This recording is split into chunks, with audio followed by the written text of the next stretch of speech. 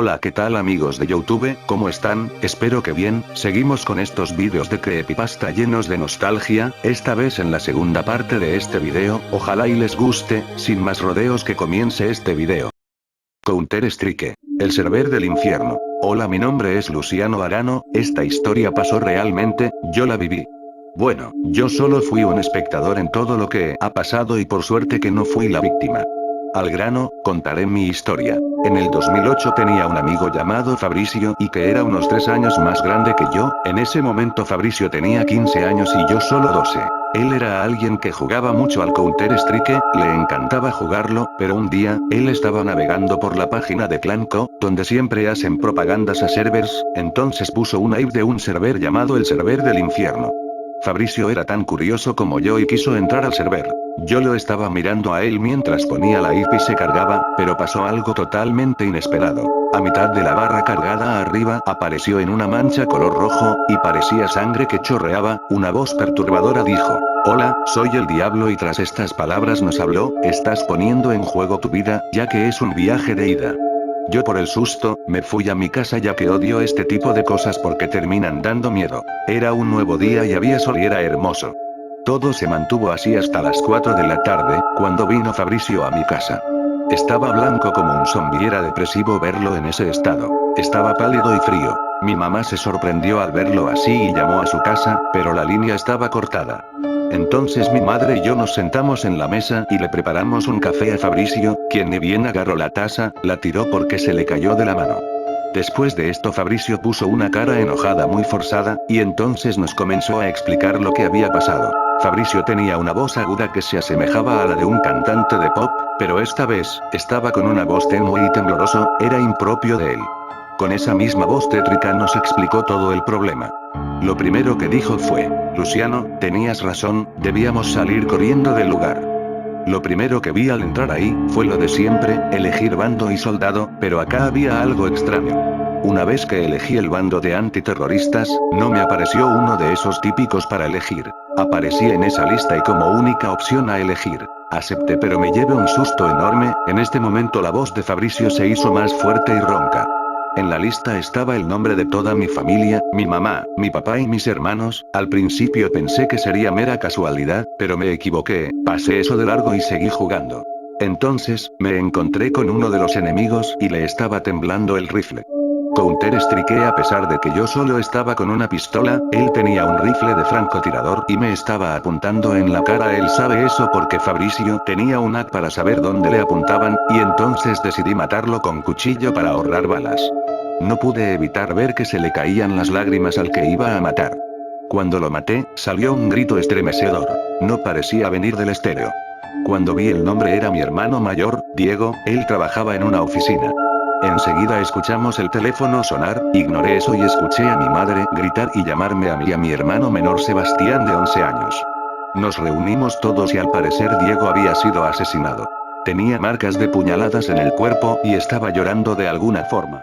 Ella dijo que no nos moviéramos de casa y que me quedara cuidando a Sebastián, entonces casi llorando volví al Counter-Strike, y lo que vi me dejó sin palabras. Donde había muerto esa persona, había encontrado un mensaje en sangre diciendo: "Ya has matado a uno, faltan 3 y quedarás liberado de las cadenas que te atan". No lo entendí y seguí jugando, pero entonces me aparecieron 2 terroristas en el Counter-Strike. Como antes, no me dispararon. Escuché que se abrió la puerta, y era mi padre, quien venía del trabajo feliz como de costumbre. Venía con una sonrisa en su rostro, seguramente aún no sabía lo de Diego. Nos saludó a mí y a mi hermano, y como él era fan del Counter-Strike como nosotros, se sentó a ver cómo jugaba. Llegado este punto Fabricio estaba envuelto en lágrimas y tuvimos que acercarnos más debido a que su voz era tan temblorosa que apenas era audible. Después disparé sobre uno de los terroristas, lo herí en la pierna, pero el juego decía que no murió por el disparo. Un lamento muy agudo cubrió la habitación, y nos entró a los 3 un escalofrío enorme. Mi padre era más cagón que mi hermano de 11 años, pero él dijo: "No le hagas caso". Seguí jugando. Entonces, disparé en la cabeza al terrorista que quedaba, y mi padre cayó de su silla. Cuando mi hermano y yo levantamos a mi padre, notamos que tenía un agujero en la cabeza. Mi hermano estalló en lágrimas al notar esto y yo vomité del asco que me dio esa imagen. Lloré de tristeza por la muerte de mi padre, pero cuando iba a llamar a la policía, pasó algo curioso. La policía nos llamó a nosotros y nos informó que nuestra madre murió en su auto. Al parecer le pasó algo en la pierna y perdió el control del auto, saliendo así de la autopista. Lo que sigue se los contaré yo. Fabricio era perspicaz, por lo cual se dio cuenta que por lo que dijo ese mensaje, la única manera de terminar esto, era romper las ataduras y salir del sueño, lo que significaba que tendría que matar a su hermano en el juego, al menos eso pensó.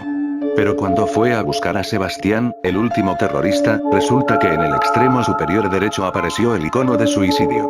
Entonces dejó de escuchar el llanto de su hermanito, se dio vuelta tembloroso y lo que vio fue horrendo. Vio a su hermano degollado por una tijera en sus manos y otra insertada en la garganta. A pesar de esto, Fabricio no se puso mal. De hecho, se alegró y empezó a reír a carcajadas, según me contó. Él pensaba de que al morir todos, en la siguiente partida resucitarían, como es de costumbre en el Counter-Strike. Pero lo que vio lo dejó helado. Vio que donde decía terrorista, la lista de nombres estaba en gris, como si fueran espectadores. Entonces se sentó y encontró a todo el bando enemigo junto, y leyó lo que decían. Diego, ¿por qué me mataste, hermano? ¿Qué te hice para que me hicieras eso? El personaje salió de la lista. Su madre. Debí haberte prohibido ese juego, ahora eres un asesino, no eres más mi hijo. Su padre. Nunca me lo imaginé. Fabricio, tembloroso, estaba preparado para leer la última oración, pero se sorprendió de lo que pasó. Habló por el estéreo, como si tuviera un micrófono y con la misma voz de su hermano Sebastián dijo, estamos contigo, y vamos a vengarnos. Te mantendremos en esta casa y si te vas te matamos. Entonces Fabricio, cerró los ojos y nos dejó de contar. Mi madre estaba pálida como una hoja, y se alarmó al ver a Fabricio cerrar los ojos. Estalló en lágrimas. Fabricio levantó la mirada, y empezó a llorar sangre. Dijo, me liberaré de esas ataduras. Yo conocía bien a Fabricio y sé lo que iba a hacer. Entonces salté de la mesa, pero como él era 3 años más grande que yo, me dio un puñetazo en la panza y caí. Fabricio lloraba y gritaba diciendo, voy a terminar esto, no juegues más al Counter-Strike, y se mató con los utensilios de la cocina. Se clavó un tenedor en un ojo y como no encontraba los cuchillos, él muy desesperado por el dolor, seguía clavándose los tenedores. Como vio que no moría, agarró una cuchara y se empezó a golpear la garganta hasta abrírsela. Mi madre estaba llorando asustada y yo no podía respirar de ese puñetazo. Había un amigo morir como si nada, y no lo pude ayudar. Mi padre al ver esto llamó a la policía, pero llegó 10 minutos tarde. Mouse. La historia se relata de la siguiente forma. Existe un episodio que no fue distribuido nunca, ni siquiera para los fans más apasionados de Mickey Mouse. De acuerdo a la mayoría de las fuentes, este episodio no tiene nada de especial. Simplemente es un episodio continuo de Mickey, caminando a través de 6 edificios, por unos 2 o 3 minutos antes de oscurecerse y terminar con la animación. A diferencia de las músicas alegres de siempre, la canción de esta caricatura no era una canción para nada. Simplemente era como si golpearan el piano por minuto y medio antes de que se convirtiera en ruido blanco por el resto del episodio. Y este no era el alegre Mickey que amamos. Mickey no estaba bailando, ni siquiera sonriendo. Simplemente caminando, como si tú estuviéramos caminando, con una expresión facial muy normal. Pero por alguna razón, su cara estaba girada hacia la izquierda, como teniendo una mirada sombría. Hasta hace 1 o 2 años todos creían que después de que se oscurecía la escena, terminaba la caricatura. Pero cuando Leonard Martin, el que revisa los episodios, la estaba revisando, para ponerla como un bonus en el DVD, Leonard decidió que esto era simplemente basura, como para ponerla en el DVD. Sin embargo, quería tener una copia digital por el simple hecho de ser una obra de Walt Disney. Cuando digitalizó la caricatura en su computadora, se dio cuenta de algo. El episodio duraba de hecho, 9 minutos y 4 segundos. Después de desvanecerse en negro, se queda así hasta el minuto 6. Después, regresa Mickey caminando. El sonido era diferente esta vez. Era como un murmullo. No era una lengua, sino más bien como un grito. Mientras el ruido se hace más indistinguible y fuerte en el siguiente minuto, la imagen se empieza a descomponer. La banqueta empieza a ir en direcciones que parecen imposibles basándonos en el caminado de Mickey. La sombría cara del ratón lentamente se convierte en una sombría sonrisa. En el minuto 7, los murmullos se convierten en unos gritos escalofriantes, de esos que te duelen solo al escucharlos, y la imagen se pone más oscura, con colores que no eran posibles en esa época. La cara de Mickey, entonces, comenzaba a derrumbarse.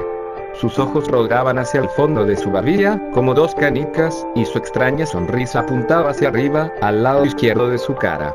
Los edificios se convertían en escombros flotando en el aire, y la acera seguía en direcciones imposibles, navegando en direcciones extrañas. El señor Martin quedó perturbado con esto, y dejó la habitación, enviando a un empleado para que terminara de ver el video y tomara notas de todo lo que pasaba, hasta el último segundo, y para que después, guardara el disco de la caricatura en la caja fuerte.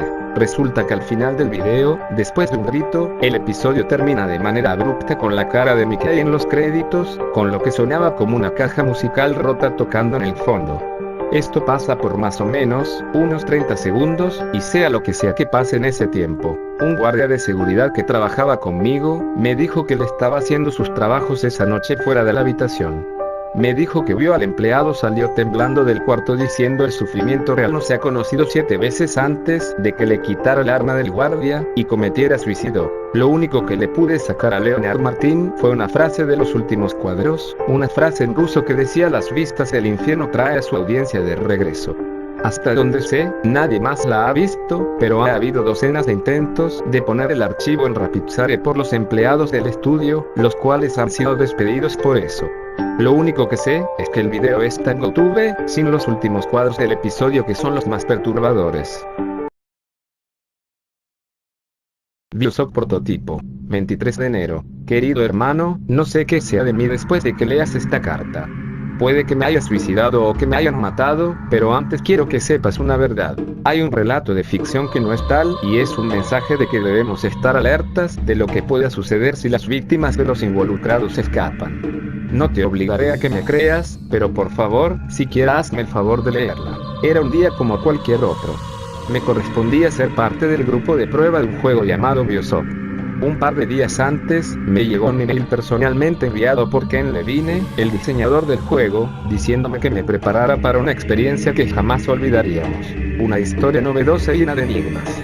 Ya que estaba ahí, quería conocer el tan legendario juego, que antes del resultado final tenía fantasmas. Primero, no hubo nada del otro mundo, salvo que fuimos escoltados por niñas pequeñas a cuartos separados, en equipos de 3 personas por cuarto. Asimismo nos ofrecieron a todos unas máscaras largas, con forma de conejos que eran originalmente las que usaría uno de los villanos del juego llamado Sander Cohen. Supuestamente debíamos usar estas máscaras para aparecer en uno de los comerciales del juego, por lo cual aceptamos usarlas previamente. Las niñas se sentaron en las 2 sillas que estaban vacías, pues yo estaba solo en uno de estos cuartos separados, debido a que los 2 chicos que debían acompañarme se negaron a usar las máscaras, siendo corridos por el equipo de desarrollo. Viéndolo en retrospectiva, envidio a estos sujetos, que no vieron los horrores que presencié. Empecé a jugar, la introducción era igual que la que se vio en la versión definitiva, aunque en vez de caer de un avión, era un barco que se hundía en el océano y del que tenía yo que escapar. Las niñas no se movían mucho, parecían algo enfermas, pálidas, pero sospeché que tal vez era por la tensión del juego. Mientras jugaba, las niñas me ofrecieron un poco de limonada, la cual rechacé, pues en verdad el juego estaba muy entretenido y los escenarios muy bien elaborados, aunque los fantasmas seguían sin agradables. Las niñas siguieron insistiendo en darme limonada, por lo cual me enojé y di un grito muy fuerte. De inmediato la pantalla se oscureció y apareció un hombre de bigote recortado y una voz gruesa y serena, de nombre Durian, presentándose como un empresario de transportes y patrocinador del juego, diciendo que nosotros seríamos los únicos en conocer el juego ficticio, y que el resto del mundo vería la verdad y pensaría que es ficción. Dijo que nosotros sabríamos lo que se siente ser parte del juego. Como no tomé nada me ocurrió, pero oí como en los otros cuartos estaban peleando. Las niñas se me acercaron, pero ahora sus ojos brillaban con un horroroso color amarillo y hablaban con una voz que parecía de ultratumba.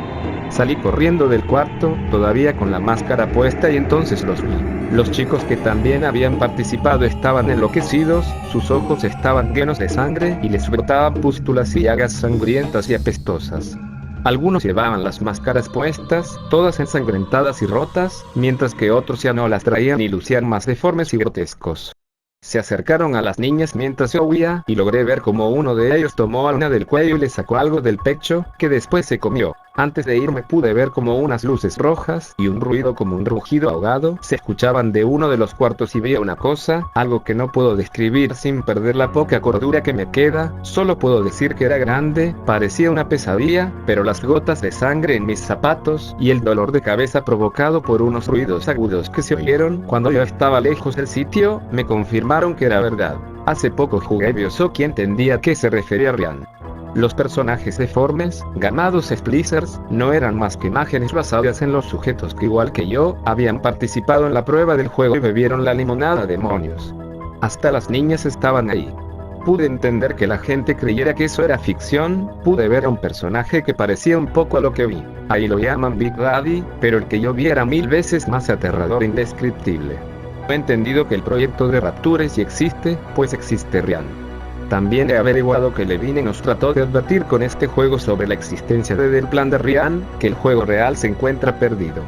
Busqué en Google Transportes Ryan y encontré Ryan realmente existe.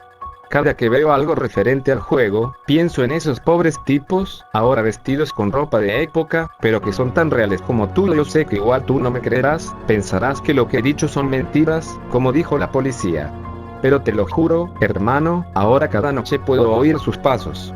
Supe de buena fuente que se está monitoreando el internet para buscar a toda persona que sepa de la existencia del verdadero juego, así como de las verdaderas intenciones de Levine y Ryan. Sigo sin entender por qué Levine nos avisó si el juego lo patrocina Ryan. También te puedo decir que no existen, por esta persecución y monitoreo, vídeos o fotos de ese prototipo. Incluso temo por ti. Cuando oí esos ruidos, juraría que se trataba de un taladro y sabía que era a mí a quien buscaban. Ahora que alguien más sabe de esta verdad, debo de advertirte que tengas cuidado, porque tú y todos los que sepan deben temer a cualquier ruido extraño y estar alertas, no vaya a ser uno de esos pobres locos o peor aún, una de esas dantescas cosas con el taladro. Lo que he leído, es una carta póstuma de un hombre de 30 años que se halló muerto en el océano Atlántico. Originalmente se pensó que era algún náufrago, pero después se dijo que tal vez murió por la mafia, debido a las marcas de disparos y a que el pecho lo tenía barrenado. Tenía un rostro de terror absoluto y la carta escondida en su zapato izquierdo, impresa láser.